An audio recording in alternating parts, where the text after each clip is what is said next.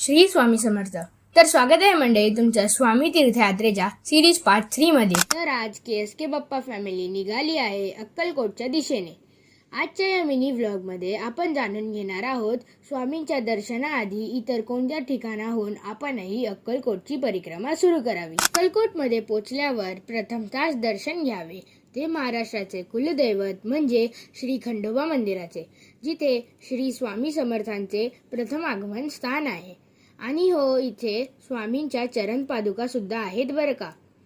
काहीच अंतरावर पुढे गेल्यावर स्वामींची शिष्य म्हणजेच चोळप्पा महाराज यांचा मठ आपल्याला बघायला भेटतो.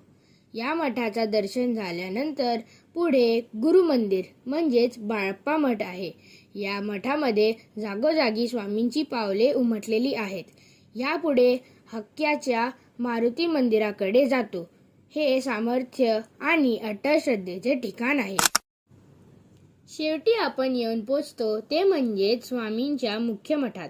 मठात प्रवेश केल्यानंतर आपल्याला प्रथम तास दिसतो तो म्हणजे एक भव्य दिव्य असा पवित्र वटवृक्ष, ज्याला अक्कलकोटचं हृदय सुद्धा म्हटलं जातं. आजही इथे स्वामींची दिव्य उपस्थिती जाणवते. आणि हा प्रवास समाप्त होतो तो स्वामींच्या मुख्य गाभाऱ्यात.